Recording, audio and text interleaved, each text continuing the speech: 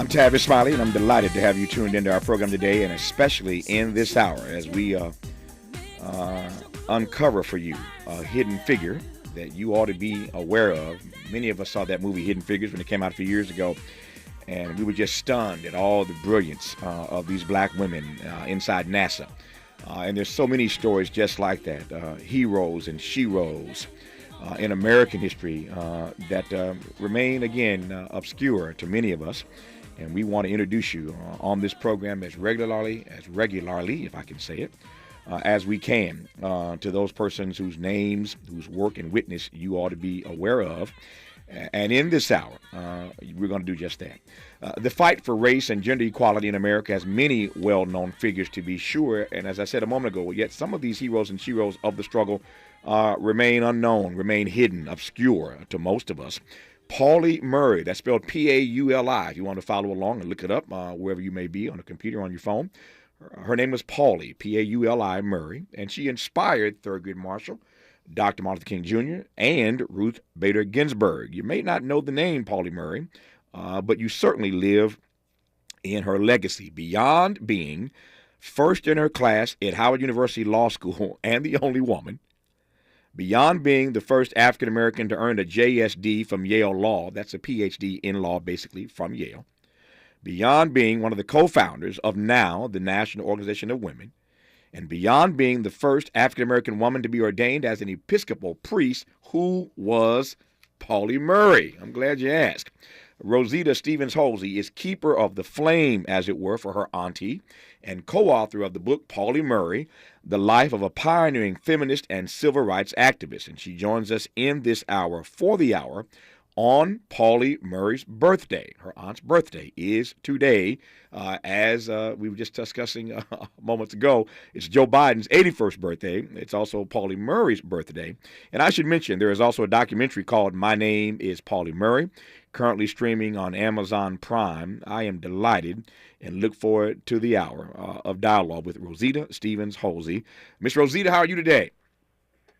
I'm fine, thank you, and thanks so much for inviting me. It is my great honor to have you on. I'm glad we got some time to unpack who your aunt was. And I think I want to start here. Obviously, you are one of the family members, and I'm just curious as to how you became, or tell me how you assigned yourself to be, as I said, the keeper of her flame. How did that part happen? In 2015, my niece, Rhea Aiken, and I went to Durham, North Carolina, to see for the first time, at least my first time, the ancestral home of my family, which was built there in 1898. We had heard through the grapevine that there were some people in Durham who were trying to uplift my aunt's legacy, a legacy that really was kept pretty quiet or was non-existent. Mm-hmm. When we got there, it turned out to be feast day, which in the Episcopal Church is the day that Episcopalians celebrate their saints. So I knew that my aunt had been awarded sainthood in 2012. But I was unaware of that particular celebration. That also was a church where my ancestors on my mother's side attended and were co-founders of St. Titus Church. So when we got there, everyone there was there to celebrate her, and I actually learned so many more things about her. But what really struck me and what became an almost out-of-body experience was the fact that there were 50 or 60 people there who were there because of their love and respect for her work and because they had been inspired by her in one way or another. So it was quite an impressionable experience on me. And I said to my niece, now, what are we going to do? Here are people who love her, adore her, respect her, have read about her, studied her, and we as family members need to do something. And I decided at that moment it was my obligation and honor to see how I could also promote her legacy. Yeah, that is. There's also. I'm sorry. I didn't mean to cut you off. That is such a powerful question. I can't begin to tell you the number of folk I've been honored to talk to over the course of my career, and frankly, even the work I've done or tried to do over the course of my career outside of the studio, off the television stage, starts with that question: what am I going to do? To your point, you and your niece, what are we going to do? And I just find that when people are bold enough and brave enough to ask that question, what am I going to do about this? What are we going to do about this? Some strange things can happen. And it's a beautiful thing that we'll celebrate throughout this hour.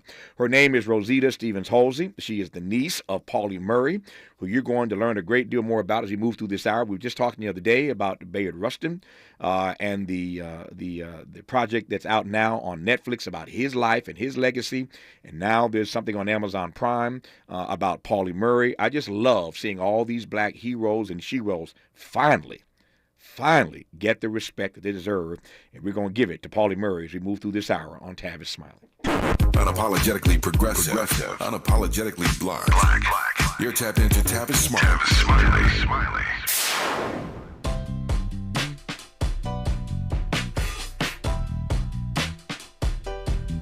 Escalade IQ.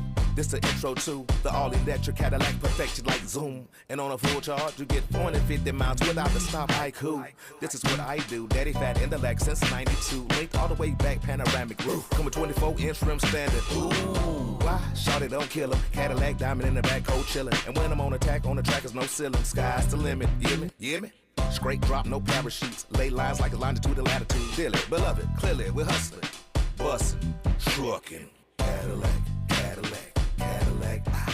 For more on the Escalade IQ, visit Cadillac.com. Available late 2024. GM estimate 450-mile range. On a full charge based on development testing and/or analytical projection. Consistent with the CHA 1634 revision 2017 MCT. Range subject to change prior to production. Annual rates may vary based on service factors, including ambience temperature, terrain, battery age, and condition loading, and how you use and maintain your vehicle. Discover, this is Danny. Hi, it's Jen Coolidge. I just want to thank you for making me feel so special. I earned cash back on debit for my dinner party groceries. That's great. But with Discover Cashback Debit, we give everyone cash back on everyday purchases. Anything else I can help you with? Are you hungry? 'Cause everyone left after the asparagus sorbet. Introducing Discover Cashback Debit, a checking account with cash back. It pays to Discover. Eligibility and terms at discover.com/cashbackdebit. Discover Bank, member FDIC. To some, this might sound like a typical family dog. But at Dog Chow, we know that for a veteran suffering from PTSD, this could be the sound of life-saving therapy. Thanks, Betty. That's why we've made it our mission to connect every military hero in need with a canine hero of their own. To learn about the simple ways you can help Dog Chow in our mission, visit dogchow.com/veterans. Helping to make you the most knowledgeable person in your circle of friends. This is Tavis Smiley. We're joined by Rosita Stevens-Halsey in this hour, keeper of the flame for her auntie, Pauli Murray. She's co-author of the book Pauli Murray, The Life of a Pioneering Feminist and Civil Rights Activist. And I'm just excited to move through the rest of this hour to introduce you, in case you have never heard of Pauli Murray, to her amazing work and witness her life and her legacy. And there's a lot to get to in this hour. Miss Rosita, I think I didn't intend to. I think I cut you off a bit a moment ago when you were finishing up your story about you and your niece asking yourself the question, what are we going to do about it? Finish your story. I'm sorry.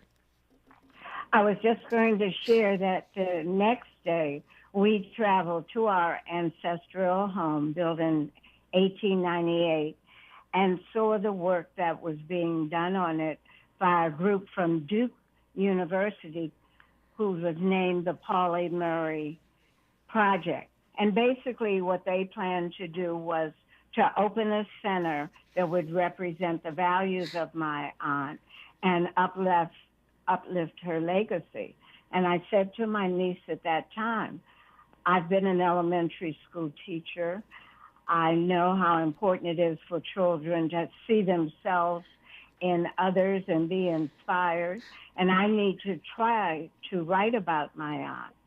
And we decided that would be good. And then I decided that I would take my free time and talk about her to anybody who would listen. So since 2015, I've been traveling the country making presentations about my aunt's life work. And now so many exciting things are happening around the fact that she had so many achievements that were really unknown to most people. Yeah, I mentioned earlier, and for those who may have just tuned in, let me just give you a little bit more. And this, trust me, this does not do justice to all that she has accomplished or did accomplish in her lifetime. But she was first in her class at Howard University Law, and the only woman, I might add. She was the first African American to earn a JSD, that's basically a PhD, from Yale Law. She was co-founder of NOW, the National Organization of Women. The first African-American woman to be ordained an Episcopal priest. She was at one point Deputy Attorney General here in the state of California. The list goes on and on and on. And this is, I think, a great segue to this. In her own lifetime, she wrote her own book. As I mentioned, Rosita Stevens-Holsley, our guest in this hour, is co-author of a book called Pauli Murray, The Life of a Pioneering Feminist and Civil Rights Activist. But her aunt wrote her own memoir, her own book in her lifetime. And that book was called, and you got to love this title. I want to unpack this in just a second here. But the title of her book was Song in a Weary Throat. Song in a Weary Throat. And I want to read a poem. I mean, I say Pauli Murray was all that. She was writing poems and doing all kind of other stuff. Let me just detour. Let me pause for a second. I've often said, and I consider myself a student of history, there is no doubt in my mind, this is just Tavis, there's no doubt in my mind that the greatest Renaissance man to ever live in this country, black or white, but certainly in black, is a guy named Paul Robeson. It is impossible. And if you disagree with me, call me and let me know who you got. But there is no Renaissance man that comes anywhere near the stature of Paul Robeson, all that he did, all that he was, all that he accomplished in a variety of fields. Paul Robeson is the ultimate Renaissance man in this country. I have long thought that Maya Angelou, who I knew well, was the ultimate Renaissance woman in this country. But the more I learned about Pauli Murray, the more I'm going to have to rethink it. I love Maya. But Pauli Murray accomplished a great deal. And it's not a competition. Don't get it twisted. It's not a competition. I'm just celebrating all that these black men and women were able to accomplish in one lifetime by assigning themselves to do the work and by being disciplined to get it done. So Pauli Murray accomplished so much, but her book was called Song in a Weary Throat. And here's how she came up with that title. She wrote a poem, and I want to read it to you. I am no Nikki Giovanni. Nikki Giovanni was our guest on this program just a couple of days ago. Where's Nikki when you need her? She knows how to read a poem, much less write one. So I'm not a poet, but I want to just do my best to read this poem because you need to hear these words. And out of this poem, she pulls the phrase "song in a weary throat" that becomes the title of her memoir. Here's the poem. It's called Dark Testament, verse 8 by Pauli Murray. Hope is a crushed stalk between clenched fingers. Hope is a bird's wing broken by a stone. Hope is a word in a tuneless ditty, a word whispered with the wind, a dream of 40 acres and a mule, a cabin of one's own and a moment to rest, a name and place for one's children and children's children at last. Hope is a song in a weary throat. Give me a song of hope and a world where I can sing it. Give me a song of faith and a people to believe in it. Give me a song of kindliness and a country where I can live it. Give me a song of hope and love and a brown girl's heart to hear it. That's rich. That's Dark Testament, verse 8 by Pauli Murray, and her memoir she titles Song in a Weary Throat. When you hear that, Rosita Stevens-Holsley, that phrase, song in a weary throat, and that she chose to call her memoir by that name, what do you think? What do you hear? Talk to me. I hear how no matter what problems and persecution and negativity that she had experienced in her life. She was a woman who never gave up, who was always inspired, who always went forward, even though she had suffered. And there's so many ways in which persons of those times had suffered, but she personally suffered quite a bit, but she always and never gave up. And that is what I hear. And that has been used so many times to express her. And also right now is used in an exhibit in Chicago, Dark Testament. And on something that I'm sure we'll talk about later in the show, is also very important song, In a Weary Throat. Some exciting news that we can talk about for 2024. We'll talk about that. I'm going to let you set that up before we wrap this conversation near the end. We'll talk about what's on the docket for 2024. But let me do this. Before I go forward, let me go backwards. Okay. Let me ask you, Miss Rosita, to tell us a bit more about her backstory. We've sort of teed up many of the accomplishments we haven't gotten to, and we will. The influence she had on Thurgood Marshall. You have to hear this story. I mentioned she was first in her class at Howard Law, the only woman at the time at Howard Law. And when you hear the story of how she influenced Thurgood Marshall on his Brown v. Board of Education case, again, a story that people just don't understand and never been told before. Again, a hidden figure. But she had a huge impact on Thurgood Marshall's thinking, much less his strategy for arguing Brown v. Board. Pauli Murray impacted Thurgood Marshall. She impacted Dr. King. She impacted Ruth Bader Ginsburg. We'll get to some of that as we move through this hour. But I think it's important, very quickly, just to detour, pause for a second, or do a U-turn, as it were, pick your metaphor, to learn more about the backstory of Pauli Murray. So we'll get to the accomplishments, but tell me a bit about her backstory, where she's born, where she's raised. Tell me about her backstory. Certainly. All of her brothers and sisters were born at home in Baltimore, Maryland. And my mother was a year younger than she was, and then there was one other brother who was born.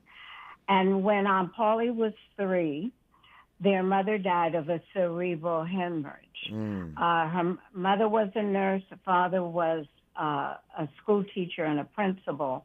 And of course, you can imagine the turmoil of 6 very young children losing one of their parents, especially their mother.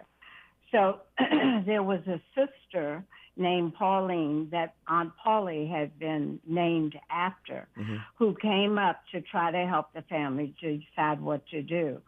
And before she went back home, she told Aunt Pauli that she had promised her mother that she would take care of her if that's what she wanted. And Aunt Pauli had the decision at 3 years old to decide what she wanted to do, and she decided to go back to Durham, North Carolina with Aunt Pauline. And I think that truly impacted and helped shape her life. Once she went back to Durham, she recognized, even as a young child, differences. There was Jim Crow in the South that was much stronger and much more prevalent than life in Baltimore. She recognized that Black people didn't have the same kind of schools. They had to ride on the back of the bus. They couldn't go into restaurants, movie houses, and things of that nature. And she decided that was very unfair. So as a very young child, she understood what being unfair was, and also discrimination. She used to go to school with her aunt, and she learned to read by listening to her aunt teach first graders, because she was just 4 years old. And I'll skip and just say that she finished first in her class at her high school, but she wanted to get out of the South. She wanted to get away from Jim Crow. And her memories were that New York was like a panacea. And so she had decided she wanted to go to Columbia University in New York. So she and her Aunt Pauline set off to Columbia, only to find out that Columbia did not allow females in the school. And so she wasn't going to be able to do that. It was suggested she go to Barnard, but they couldn't afford that.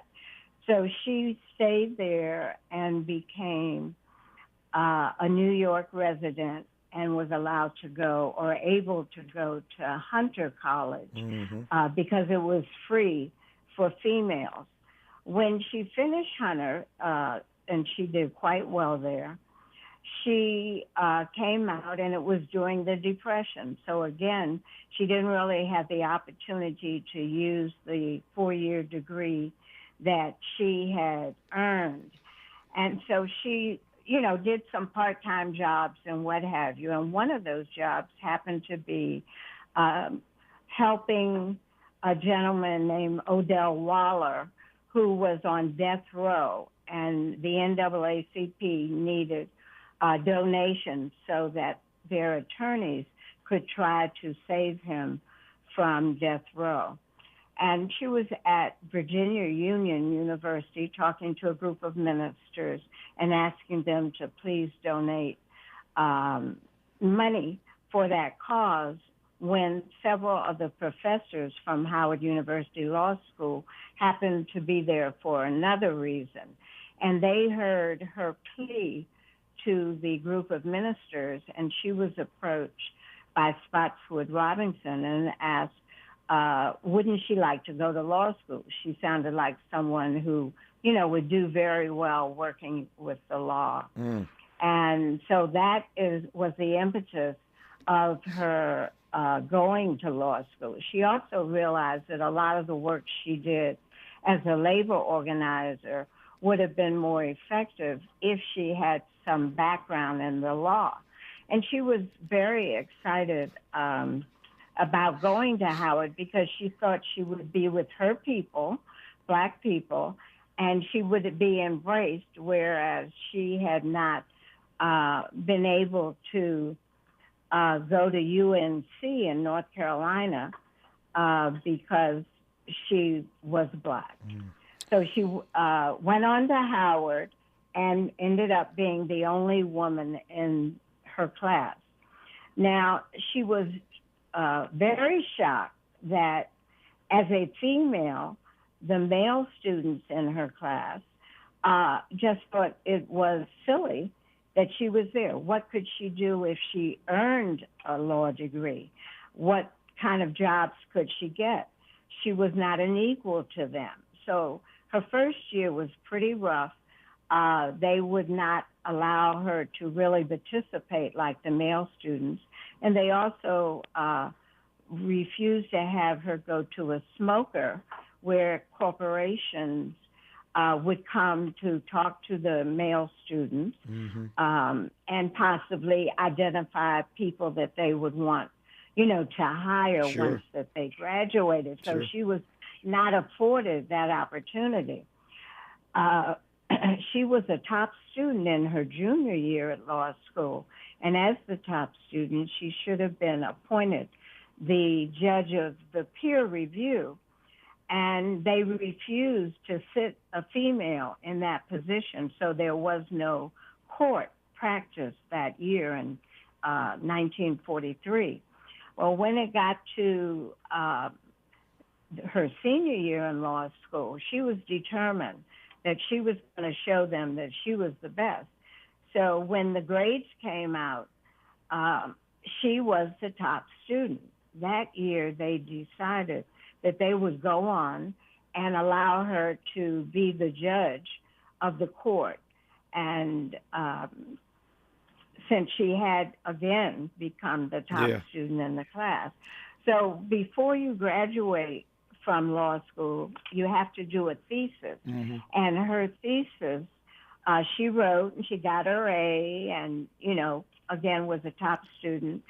And she got a Rosenwald scholarship. Traditionally, all of the students from Howard who were the top student and got the Rosenwald scholarship went on to Harvard Law School to do their master's. So, of course, she applied to Harvard. Hold that thought. As we say, this is getting good. I didn't want to interrupt, but I've got a few questions already. I want to know what that thesis was about, number one. And number two, did you just hear Miss Rosita tell you that even at Howard Law, they just canceled court for a whole year because she was the top student and they weren't going to seat her. So for her second year at Howard Law, they just canceled court because they weren't going to seat a black woman.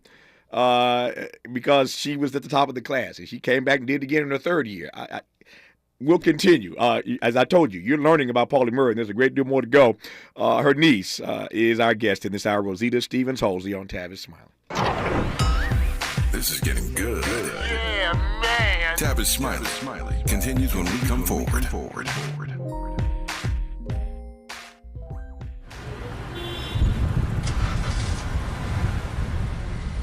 What's up, party people? It's your favorite MC's favorite rapper, MC Light here. And we're celebrating 50 years of hip-hop, authentically powered by Cadillac. And we're going to take it way back to where it started.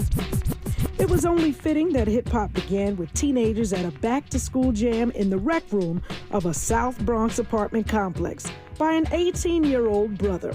By the way, I'm also sure he had a Cadillac parked outside. He noticed the energy on the dance floor when he switched between two turntables, extending the beats, repeating the breaks, and never losing the rhythms. And that was the birth of hip-hop. And from that moment, it took off. For more on how Cadillac is celebrating hip-hop's 50th, visit Cadillac.com/audacity. I'm Mike Moore. Here's the latest from the Black Information Network. Kool and the Gang drummer George Brown is dead at the age of 74. His family provided a statement to ABC Audio saying that he passed away peacefully at Long Beach Memorial Hospital surrounded by his family over the weekend. The R&B African-American band also paid tribute to their drummer on Facebook. They called him the funkiest drummer the world has ever seen.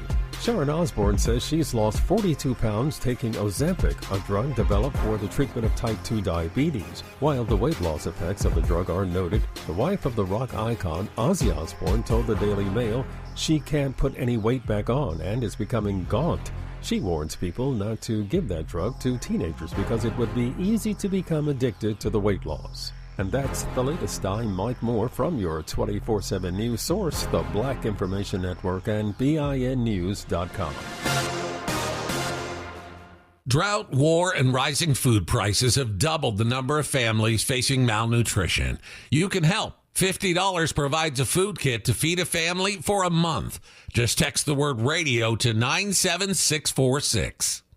This Black Friday Mattress Firm is your sure bet. This Friday until noon, get a queen mattress for just $89.99. Don't miss this exclusive doorbuster. Available for in-store pickup only while supplies last. Hurry in and save at Mattress Firm's Black Friday sale. This is the KBLA Sports Minute with Ray Richardson.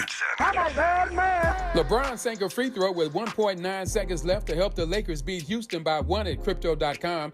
LeBron had 37 points and 8 assists in 40 minutes. The Clippers are in action tonight at San Antonio. They get their first look at rookie sensation Victor Wembanyama. The Rams got a break. Seattle kicker Jason Myers missed a 55-yard field goal with 3 seconds left. The miss allowed the Rams to hold on for a 1-point win. The Rams are 3-1 in the NFC West. More tough times for the Chargers. They had a 4-point lead at Green Bay with 5 minutes left in the fourth quarter, but couldn't hold it. They lose by 3. The Chargers gave up 322 passing yards. Chargers coach Brandon Staley was beefing with reporters after the game because they asked him about his struggling defense.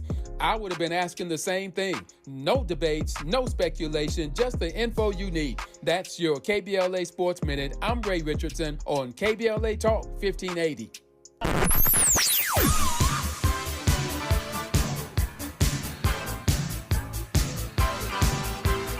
This is KBLA Talk 1580. Talk radio. That's music to your ears. We're unapologetically progressive. KBLA Talk 1580. We've got a lot to talk about.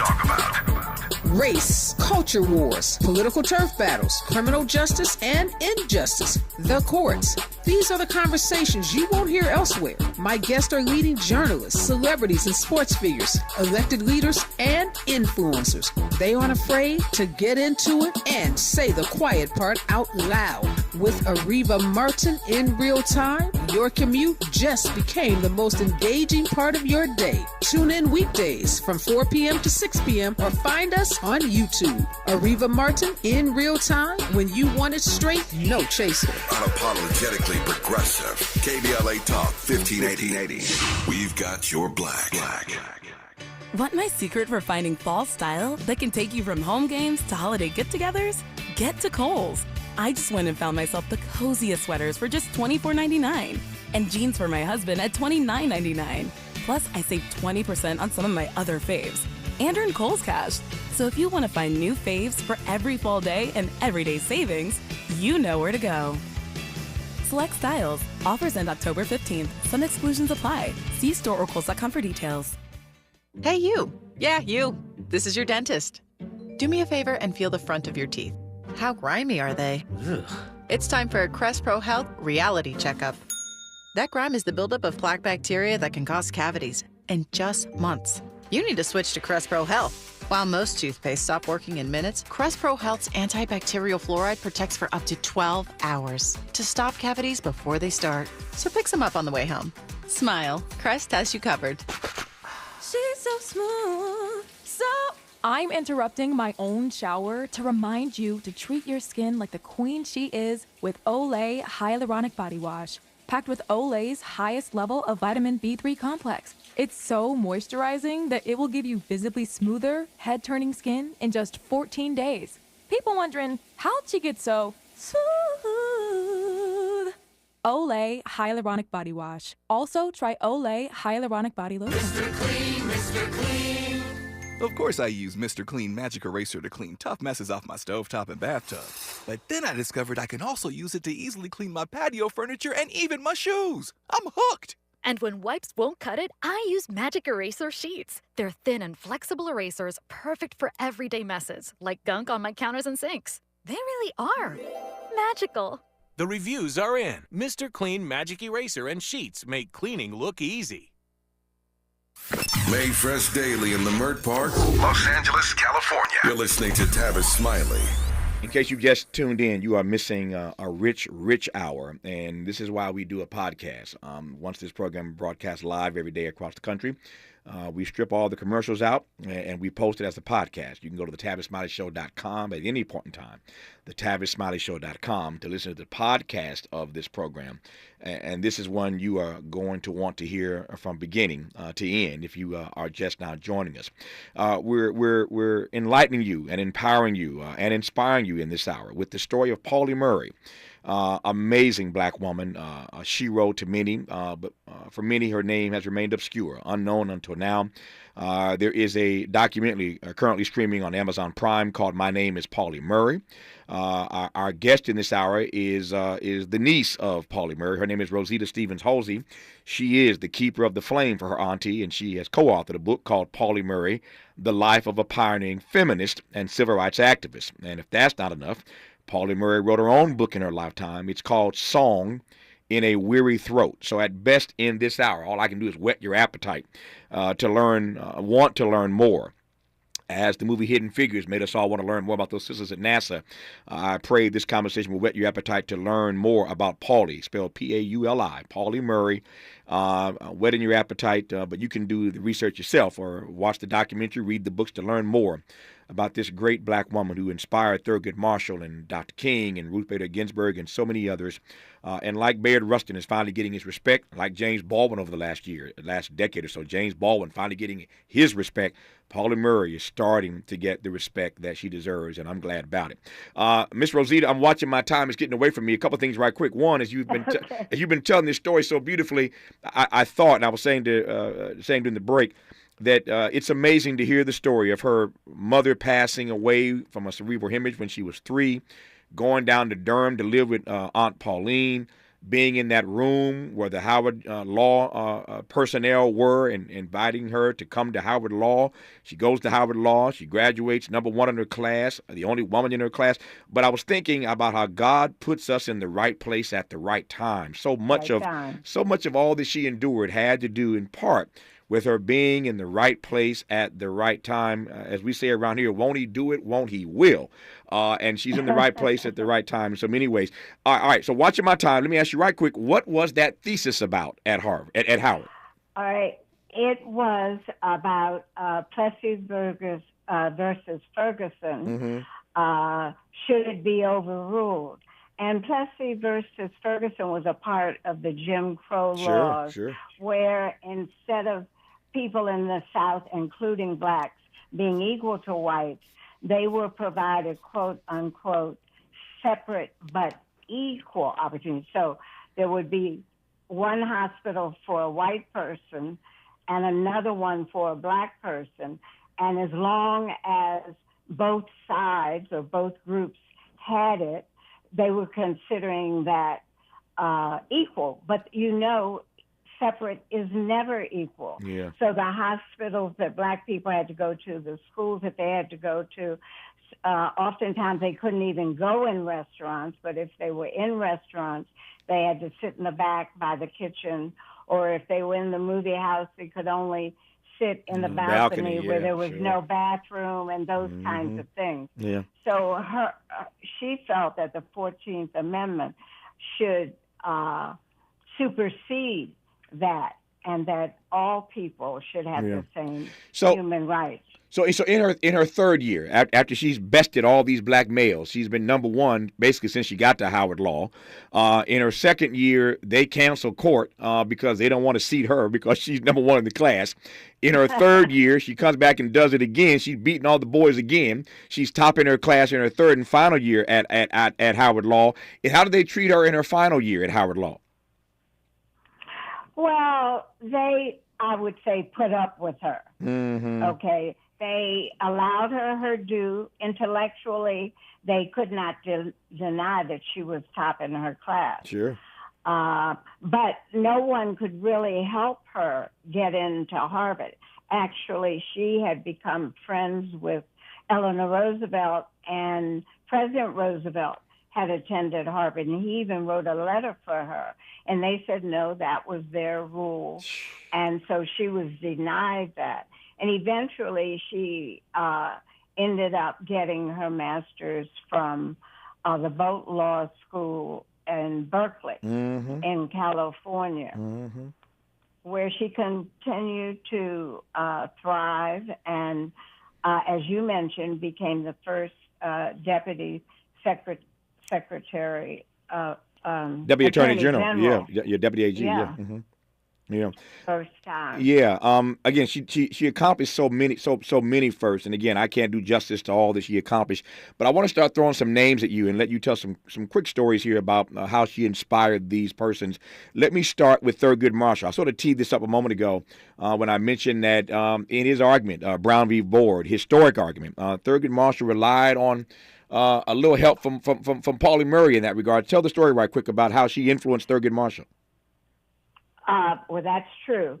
She did. Well, actually, they actually used her senior paper from law school as the core and the basis, the very epicenter of their fight before the Supreme Court, which, as we all know, turned over segregation in Brown versus the Board of Education, which changed the landscape in the United States. She was unaware at the time that the NAACP, led by Thurgood Marshall, had actually used her work.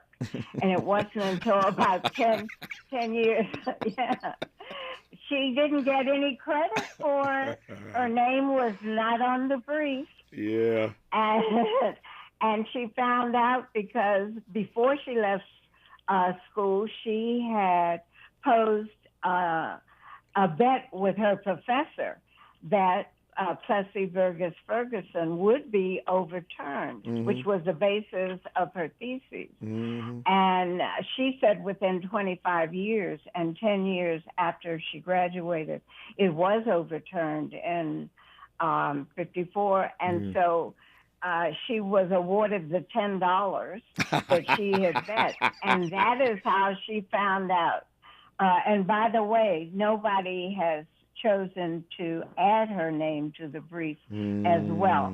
But it is coming out. It was in the movie Marshall, and Ruth Bader Ginsburg has talked about her and her legal theories. So the world is finding out. No, the world is finding out, and that's why I'm so honored to have you on this program in this hour. We got another 15 minutes to go, and I want to cover some more ground. But imagine you're at Howard Law. You're the only woman. You're besting all the boys in your class. They don't want to respect you, and it ends up being your paper written at Howard that Thurgood Marshall and team end up using as part of the epicenter of their argument on the case, the historic case of Brown v. Boer. This is why I love these hidden figure stories. I believe it's my mission to bring you as many of these stories as I can to make sure that you are aware of these heroes and sheroes in our nation's history who remain, again, obscure to so many of us. That's Thurgood Marshall. We'll talk about Dr. King. You heard him mention Ruth Bader Ginsburg prior to her passing. Supreme Court Justice Ruth Bader Ginsburg often talked to Pauli Murray and gave her some respect. And so there are people who are learning more about her legacy. And there's a great deal more for you to learn when we come forward with her niece, Rosita Stevens-Halsey, on Tavis Smiley. More of Tavis Smiley when we come forward. What is dedication? My biggest fear in the middle of my addiction was that my kids wouldn't have a father. And I started thinking, you know what? This isn't my story. I definitely had to become a better man to be a better father. It's important to me that my kids are empowered and truly believe that if they can think it, they can do it. That's dedication. Visit fatherhood.gov to hear more. Brought to you by the U.S. Department of Health and Human Services and the Ad Council. Joey from Vermont, a farmer trying to get through the winter. Adriana from South Carolina, a single mother living paycheck to paycheck. Liam from Ohio, an injured father struggling to provide for his family. Hi, I'm Shanola Hampton, and I support the Feeding America network of food banks because they help provide over 6 billion meals to people in need each year. Learn more at feedingamerica.org.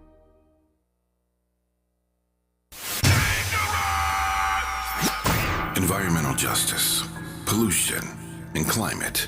In Los Angeles and across America, people of color are suffering and dying from disproportionate health impacts on a planet that has less than 10 years to prevent irreversible damage.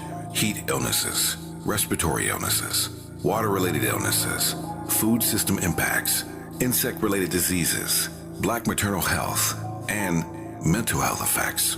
As the impacts of climate change mount, millions of vulnerable people, our people, are going to bear the brunt of these extreme environmental events, which will likely lead to forced displacement, loss of cultural identity, and other related risks. These realities are as real as rain. Stay tuned to KBLA Talk 1580 for more details about the most progressive multimedia and live events campaign any Black media outlet has ever undertaken to combat the climate catastrophe. Experts, events, empowerment. It's all on the way from unapologetically progressive KBLA Talk 1580. We don't black down. We level up. Level up, level up, level up, level up, level up, level up, level up, level up, level up, level up, level up, level up.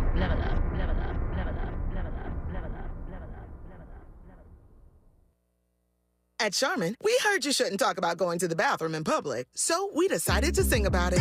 Roll Charmin ultra strong when you drop in the beat. It cleans with way less effort on your seat. Yeah, roll it, drop it. Yeah, roll it, drop it. Okay. Charmin flows extra strong from the road. Your butt hella clean while you're sitting on the bowl. Yeah, it's all you need for that bathroom groove. Get you in and out without nothing to prove. Charmin Ultra Strong cleans better so you can use less. Enjoy the go with Charmin. Let's get back to more of this rich dialogue with Tavis Smiley. Tavis Smiley and Rosita Stevens-Holsey, who is the keeper of the flame for her auntie, Pauli Murray, who we've been learning a great deal about in this hour. There is some breaking news, and the irony of this breaking news is that it ties in, interestingly, to what I wanted to ask and will ask Miss Rosita about here in just a second. We were talking about the impact that she had on her work hat on Thurgood Marshall, and what she wrote at Howard, in part, was used during the Brown v. Board case, argued by Thurgood Marshall and that great team before the United States Supreme Court. I want to ask her in a moment, and I will, about the influence and the impact she had on Dr. King. As many of you know, Dr. King is my hero. I often refer to him as the greatest American this country has ever produced. That's my assessment. King is my hero, and King fought valiantly, along with many, many others, of course, for the Voting Rights Act and the Civil Rights Act to be passed during the era of Lyndon Johnson. Here now, some breaking news. Brace yourself for this. A federal court has just ruled, while I'm having this conversation, they've just ruled to drastically weaken the Voting Rights Act. Reading now from the New York Times, right now, fresh off the wire. A federal appeals court today issued a ruling that would drastically weaken the Voting Rights Act, effectively barring private citizens and civil rights groups from filing lawsuits under a central provision of the landmark law. The ruling just delivered moments ago by the U.S. Court of Appeals for the Eighth Circuit. The opinion is most certainly going to be appealed to the Supreme Court, but you know what's going to happen when it gets there, right? This court's current conservative majority has issued several key decisions in recent years that have weakened already the Voting Rights Act. Here's why it's so significant, because the Court of Appeals finds that the text of the Voting Rights Act did not explicitly contain language for a private right of appeal or the right of private citizens to file lawsuits under the law. What that means is that the court knows that these suits, oftentimes for violation of voting rights, are brought by private citizens and organizations like the one that Thurgood Marshall ran, the NAACP Legal Defense Fund. These cases are most often brought by private citizens whose rights to vote have been denied and by organizations representing them. And what this ruling suggests is that private citizens and organizations can no longer sue for voting rights violations. That happens in the middle of this conversation about Pauli Murray and all the work she did on civil rights and voting rights, and Thurgood Marshall and Dr. King. So go figure. But the fight continues. All these years later, we're just discovering the legacy of Pauli Murray. And on the day where we have this conversation, we get another decision by another federal court, further weakening the Voting Rights Act. Any quick thoughts about that, Ms. Rosita, before I move on? I think Aunt Pauli would just be horrified at what you just shared, not to mention the things that have been going on for the past 4 to 5 years. Yeah. This is just devastating. Mm-hmm. What would you? Absolutely. No, it is devastating. I hated to even read it when it came across my phone, but it's my job here to let the audience know what's happening in real time, and so the timing couldn't be more interesting. But I digress on that for now. Trust me, we'll be talking about that tomorrow in greater detail on this program. Let me ask you right quick, what was her influence, would you say, on Dr. King? Well, it was very significant. One thing I do have to share, that women who were involved in the struggle, even working with Dr. King, were usually in the background. Mm-hmm. So most people did not know about them. And even though Pauli did quite a bit of the operational legal theory part of it, in terms of writing and also in terms of briefing others. But when they had the March on Washington in '63, the women were in the background. That's right. So they weren't visibly, marching, nor were they on the stage. And that, I think, was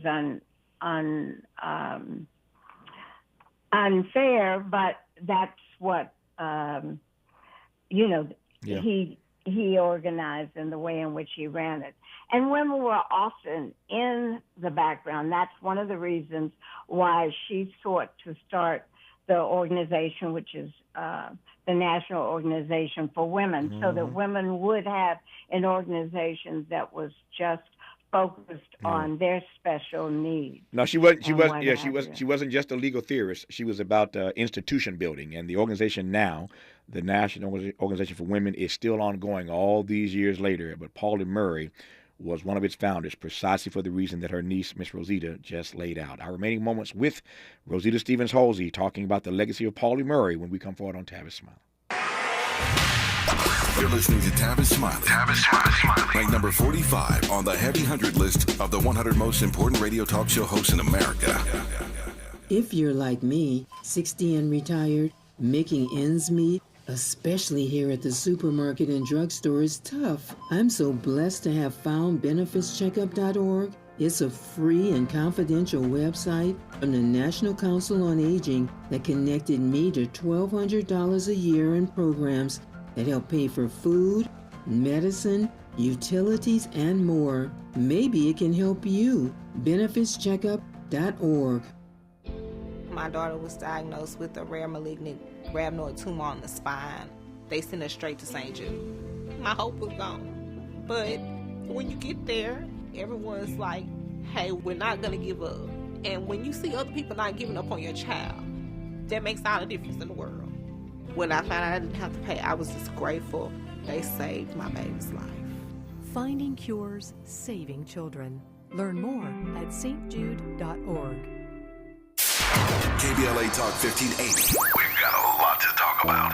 KBLA Talk 1580 believes in community empowerment through the arts. Tia Chucha Central Cultural is on a mission to transform community in the Northeast San Fernando Valley and beyond through ancestral knowledge, the arts, literacy, and creative engagement. The Northeast San Fernando Valley has a population of about 500,000, the size of the city of Oakland, yet it has no bookstores, art galleries, or full-fledged cultural spaces until Tia Chuchas opened its doors in 2001. Founded by renowned poet and activist Luis Rodriguez, Tia Chuchas Cultural Center provides a year-round free or low-cost arts and literacy bilingual intergenerational programming in mural painting, music, dance, writing, visual arts, healing art sessions, and healing talking circles. Activities also include Mexica, Aztec dance, indigenous cosmology, philosophy, and 2 weekly open mic nights, one in Spanish, the other in English. In addition, they host author readings, film screenings, and art exhibits. To express yourself, heal yourself, attend an event, or volunteer, please visit www.tiachucha.org. That's TIACHUCHA.org. This is a community call to action from KBLA Talk 1580.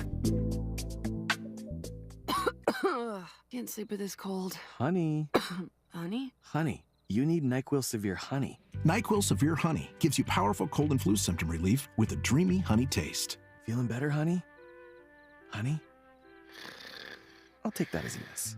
Try NyQuil Severe Honey for powerful cold and flu symptom relief. NyQuil Severe with honey flavor. The nighttime sniffling, sneezing, coughing, aching, fever. Honeylicious, best sleep with a cold. Medicine. Use as directed. Keep out of reach of children. Sounds different. Huh. This is Tavis Smiley. I've only got 2.5 minutes left in this conversation. Never enough time to do justice to her legacy. Let me just say right quick, though, speaking of all the first, President John F. Kennedy appointed Pauli Murray. JFK appointed her to the Committee on Civil and Political Rights as part of his Presidential Commission on the Status of Women. In the early 1960s, Pauli Murray worked closely, of course, with A. Philip Randolph, Bayard Rustin, Dr. King, but was critical of the way, as you heard her niece say a moment ago, critical of the way that men dominated the leadership of these civil rights organizations, hence she founded NOW. In August of 1963, in fact, she wrote a letter to A. Philip Randolph asserting that she had, and I quote, been increasingly perturbed over the blatant disparity between the major role which Negro women have played and are playing in the crucial grassroots levels of our struggle and the minor role of leadership they have been assigned in the national policy-making decisions, close quote. That's Pauli Murray talking to the leader, A. Philip Randolph. She did not hold her tongue, and she stood up for black women all across the country. I've only got 90 seconds left, Miss Rosita. I'm sorry for that, but tell me the exciting news about what you're doing in 2024 to continue expanding her legacy. In 2024, Pauli Murray will be on the Women's Quarter. Yeah. There'll be 5 women who were selected and her quarter will come out first in 2024, and on the quarter will have Song in a Weary Throat. That's a part of it. It's one of the most unusual designs I've seen, and we're just so excited. I'm absolutely over the moon with excitement that she has earned this. Yes. And I think it's a testimony to all that she did throughout her life. And it's a testimony to your being the keeper of her flame. Her name is Rosita Stevens-Holsey. She is the niece of Pauli Murray. She's co-author of the book, Pauli Murray, The Life of a Pioneering Feminist and Civil Rights Activist. That poem that I read earlier is called Dark Testament, verse 8 by Pauli Murray, if you want to find it online somewhere. Pauli Murray's book is called Song in a Weary Throat. The documentary streaming right now on Amazon Prime is called My Name is Pauli Murray, and the Pauli Murray Quarter is coming out in 2024, emboldened with that phrase, Song in a Weary Throat. Miss Rosita, thank you for this conversation. Thank you for your work and witness. Thank you for educating us about your auntie, Pauli Murray. We thank you and wish you all the best. When we come forward in our third and final hour today, my man, Gregory Porter, on Tavis Smiley. KBLA 1580 Santa Monica. I'm Mike Moore. Here's the latest from the Black family over the weekend.